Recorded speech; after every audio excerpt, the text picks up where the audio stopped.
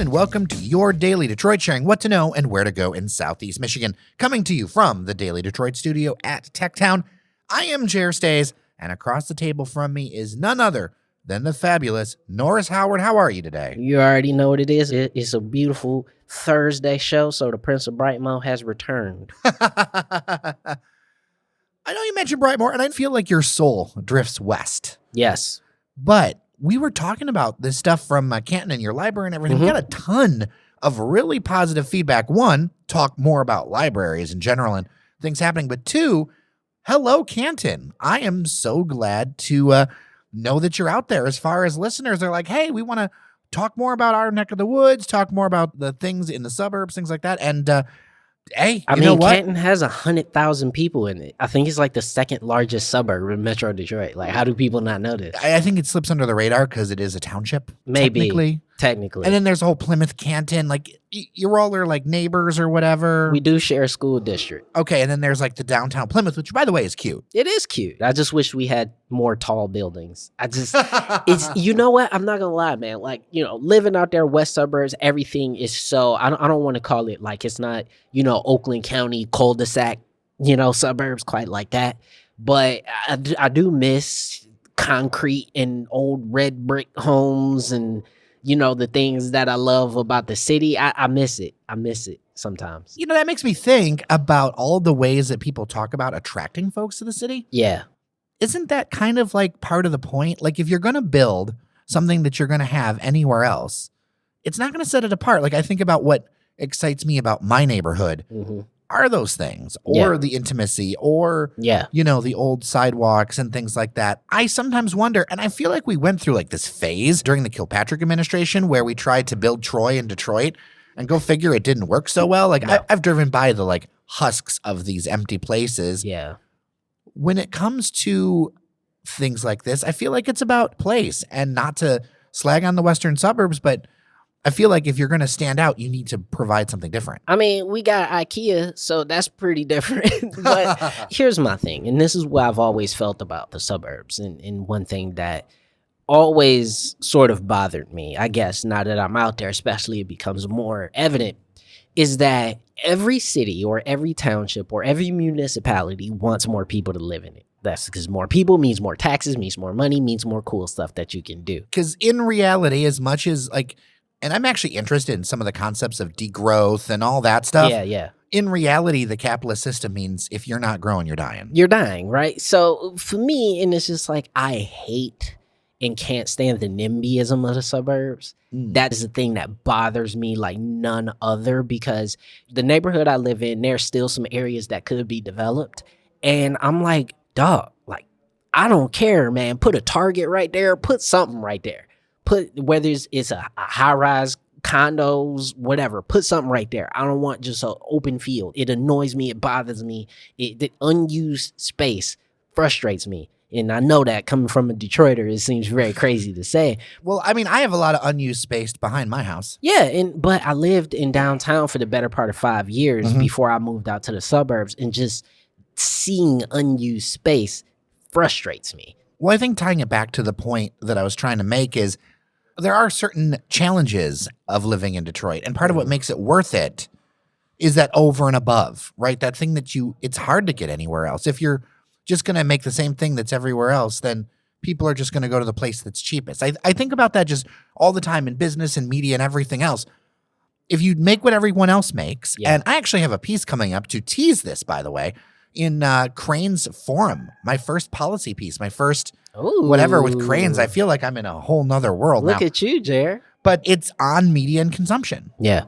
And one of the things that's interesting about it when I think about it is you have to be unique. And I think that is part of what I think about with neighborhoods in Detroit, the ones that are doing well. They have something unique. They have something special, whether it's the buildings, whether it's the community, whether it's whatever. Because otherwise, you know what? People are just going to get and I do not mean this in a bad way, but like the Mick house, the same house that was built in Madison Heights, that was built in whatever. Yep. You know the template. Yeah, exactly. And that's one thing that I am starting to see more of in Canton. There's just a new development that's supposed to go up just south of Ford Road over by the Imagine Theater. in that Walmart over there. There's supposed to be a new series of condos that are pretty unique, unique looking condos, and just because nowhere else over there to build. But I think that when we're talking about unique things or things that build neighborhoods, character of neighborhoods, you're absolutely right. I think about Old Redford. Nowhere else in the city looks like Old Redford. And that's why people stay in Old Redford.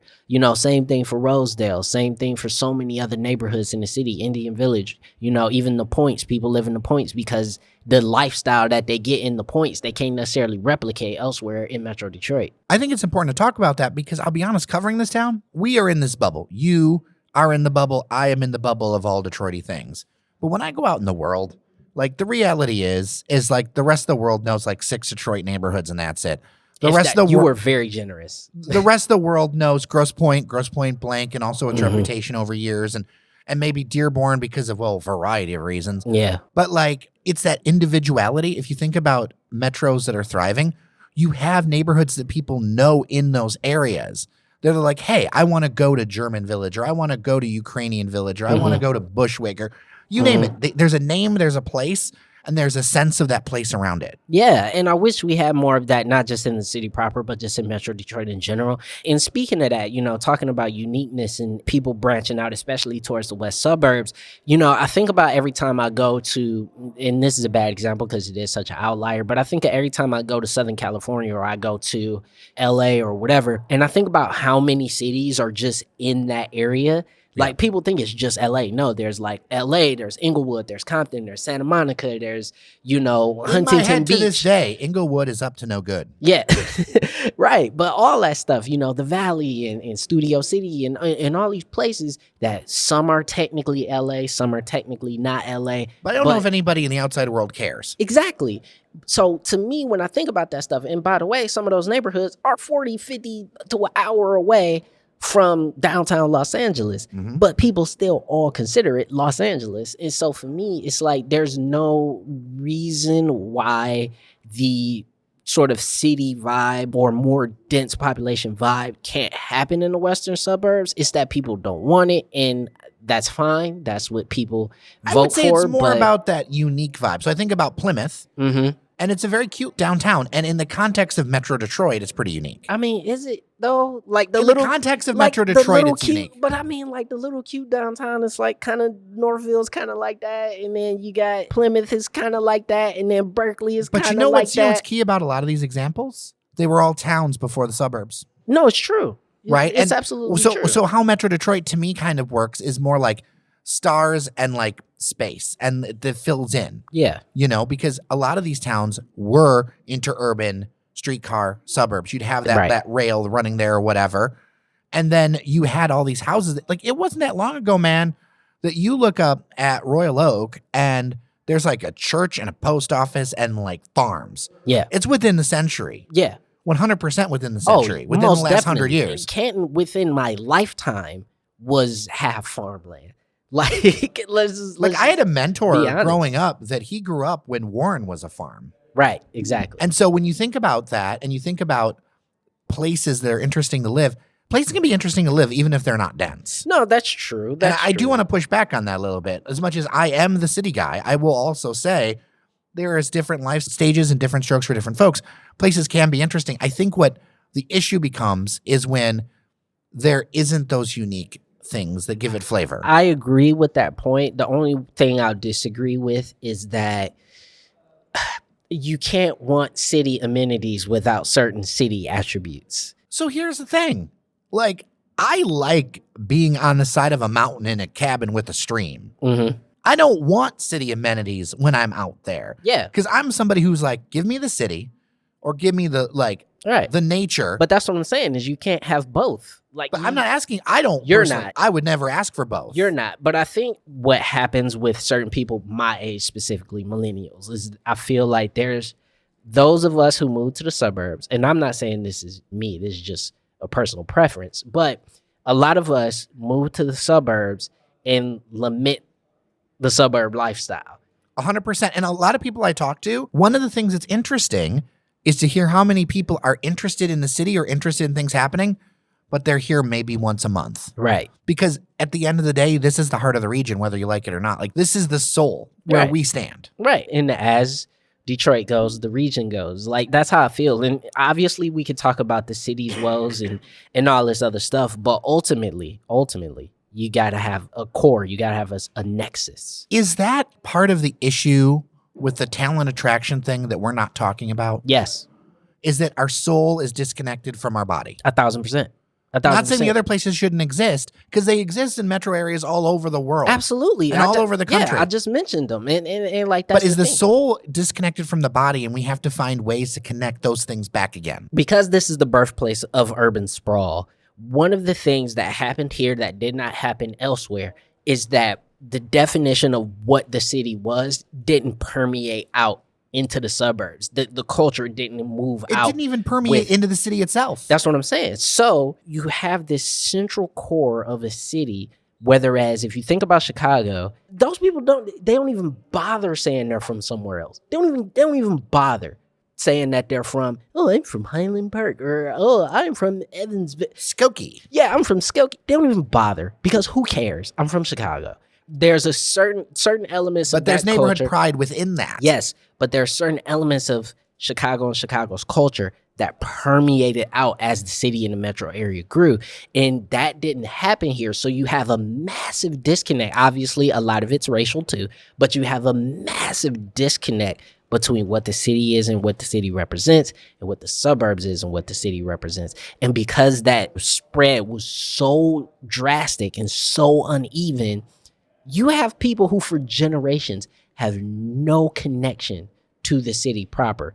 That is not necessarily the same in other metro areas. And you can't replace soul with like a streetscape. No. Like, a streetscape's great, but that, I think, is part of that disconnect where you see people, and I think it's part of what's driving up, like, you see these huge prices in the city now. I think that's part of that. That story matters. Yeah. And people want to be around that story, but we only have so much supply of that. Because let me tell you, if there was the housing there was, and this is where I actually, unpopular opinion, I'm not sure we should have demolished so many homes. I think we had to because of the money situation. Yeah. But in a perfect world, you rehab those places because you can't get them back. And you think about how expensive it is to build new stuff. We had to demolish some of them. That's so tough. That's That so is tough. Because fundamentally, I think in a perfect world, would I agree with you? Yes. I do also understand that. Oh, for sure. You got to, yeah. Had to do something, because the investment in some of those neighborhoods was not coming. The neighborhood that I grew up in, the Brightmo, there were areas of Brightmo, like, even I was like, knock it down, burn it down, do something. Well, that's one of the reasons. Because it's dangerous for this building to still be standing. I don't disagree with you on that, and it is complicated. But that's one of the reasons why I think I'm really interested. We're actually going to have somebody from the Gilbert Family Foundation on the show talking about a new housing initiative to try to fill in those specific missing teeth. Yeah. And we're going to talk about the details and how that pilot project's going to work, because I think about my neighborhood and neighborhoods I visit where it's like, there should be houses there, but it's really hard to do one house at a time in this modern world. And it's hard to justify a lot of those single family units, which to me, that just means, maybe there should be opportunity to just build, number one, more multifamily homes. Or duplexes. More apartment complexes. That would be cool. There are areas, I think, even though the city is built a certain way, I would not mind if there was just a big apartment complex in a big vacant piece of land that a bunch of people could live in. Like, let's just figure out a better way to fill in some of that land, and it would bring some character back to those neighborhoods, just to bring the conversation full circle. I think it would bring some character. You think about what's happening on Kirchville, for instance, right? An area that had been divested in for 30, 40, 50 years. There are some people mad about that. I don't care.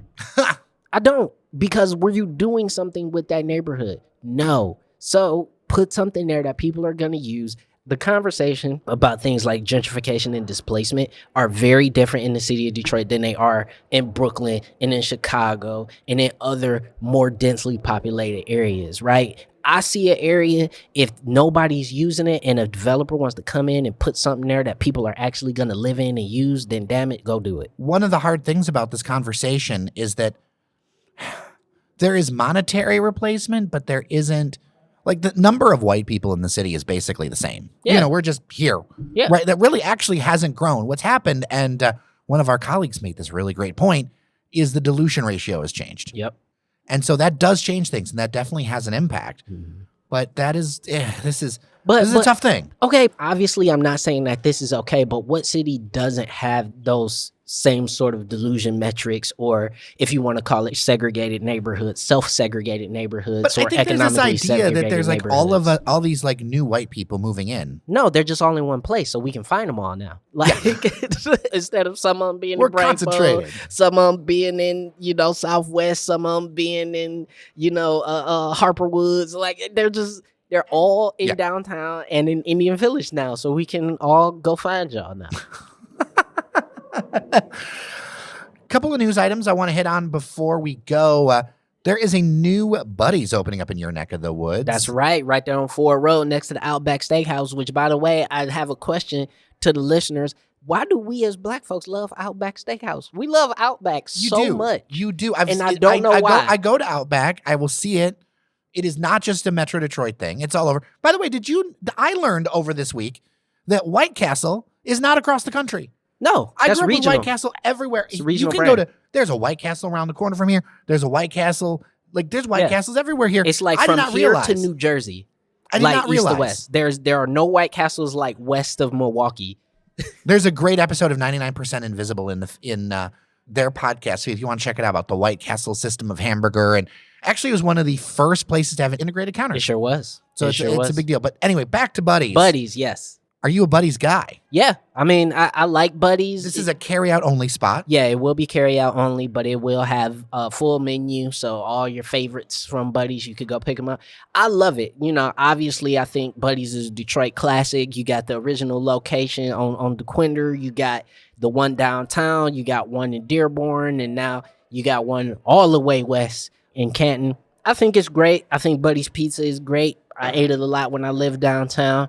I think Detroit pizza is king, man. Yeah, some PR person tried to send me some BS that Detroit's like the number 9 in pizza quality. That's not true. Delete. That's not true. I'm not even hearing you. That's not true. Where did they take this survey? They must have took this survey in like Texas or LA or someplace like that. Because anywhere up north where people actually talk about pizza, it's only 3 cities: Detroit, Chicago, New York. That's it. You know what else I had that was good? Me and engineer Randy were working around the studio late. Elephant and Company has stood up, the people from Eastern Market Brewing Company, and we ordered some pizza and delivered. It was actually pretty tasty, Detroit style. Nice. We had a few different things. We actually had an elote pizza with chorizo. Really? Yeah. I would like to try that. So, what's your favorite pizza? I'm going to be honest, and people going to look at me weird. Now, in terms of Detroit style I already pizza, in terms of Detroit style pizza, I will probably have to go on a limb and say Papa Romano's or Jets, to be honest. So, I think of Jets as almost Detroit style. No, it's Detroit. It's really? Detroit Because I style think about it pizza. like, you got to have the sauce order right. No, it's Detroit style. It's square, it's fluffy, it's delicious. I'm square and fluffy. Then you are Detroit pizza. All right, there we go. I see. You know what it is for me with Jets is nobody has the proper turbo crust. I like the Cajun crust and the turbo crust, and nobody else has that really. So that's why it's my favorite. But ultimately, I'm gonna be a little blasphemous and say there's a special place in my heart for Pizza Hut, and all those of a certain age group will remember scholastic book fairs and reading as many books as possible so your class could get the pizza party and the book fairs and get all the points. So one day you could hear those magical words of, "We having a pizza party." Oh my God. I feel the taste right now and I'm reminiscing about the smells and the taste. It's wonderful. Okay, so is this a nostalgia pick? Yes, 1,000%. 'Cause Now, I if I'm feel- being 1,000% objective, I would have to say Jets or Papa Romano's.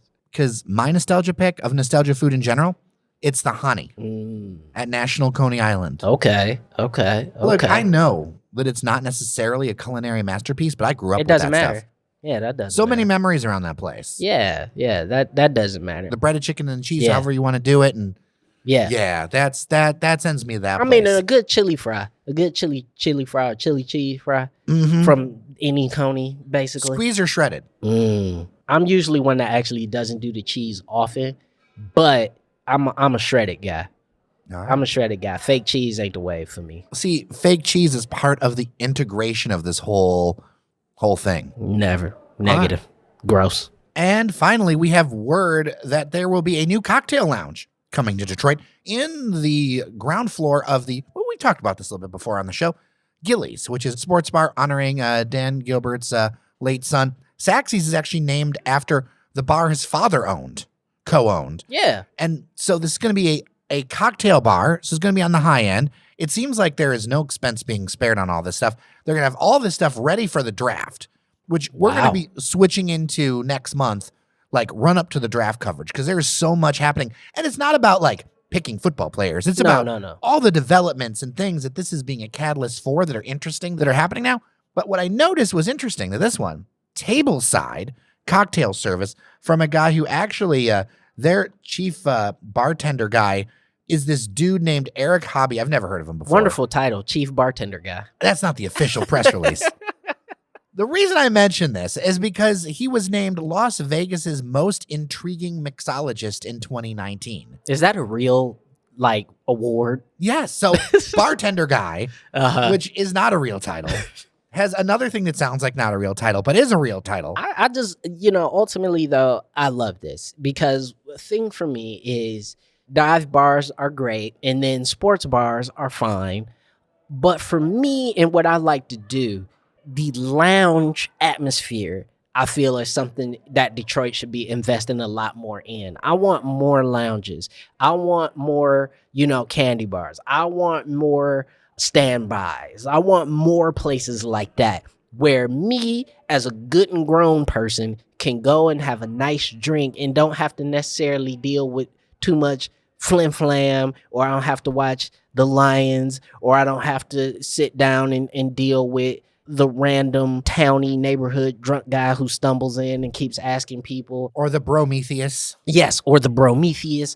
I want a place where me and the bros, or me and my wife, can just chill, have a lovely evening, and be in some nice, sophisticated surroundings. Some of the drinks they talk about flutes, and I want to mention that our sponsor, Castalia at Sfumato, another bar that I think fits that bill very, very well. Yes. And on the podcast that we did, because there's actually a podcast called Cocktail Sense that I did with him, we talk about why the flute is actually a great way to serve a cocktail and a great way to serve a drink because of how the volume, you're going to want to listen. Okay, yeah, I love it, man. But that's for me, what I would like to see more of. Because even though Detroit has this reputation as a gritty city and blue collar and all that kind of stuff, nah, man, I want us to be more fancy. More fancy is what I want in Detroit. So my rule with bars is simple. The divey bottom or the classy top, but never the douchey middle. I like it. That's just my rule. I like it. And you know what? I'm kind of with that because sometimes dive is the vibe. Oh, 100%. Dive is the vibe. You can sometimes. truly relax in a dive bar. Truly relax. And if the objective is to just get wasted. Norris Howard, so good to see you. We will not be seeing you next week. No. I will be on another jet somewhere, and I will report back. What's the song? Norris on a jet plane. I think I'm going to just change that to my username on Twitter is Norris on a jet plane because I feel like I'm always going somewhere. Well, I'm looking forward to when you return. Yes. We're going to work on some video stuff too. Yes, we are. I'm very excited to do that as well, so you guys can see just how perturbed I get when Jer says something crazy. But it's going to be fun. Yeah, it'll get out there on the YouTubes. But by the way, if you are a member at patreon.com/dailydetroit, you all are going to see this stuff first. So wonderful. So wonderful. So please join the Patreon and continue to support Daily Detroit because it's a wonderful show. And this is the only place you're going to be able to hear conversations like this about the city. So make sure you subscribe to the Patreon. And if you think we're idiots, dailydetroit@gmail.com and tell us we're wrong. 313-789-3211. We really appreciate all the feedback that we've gotten. With that, I am Jer Stays. And I'm Norris Howard. Remember that you are somebody, and we'll talk tomorrow.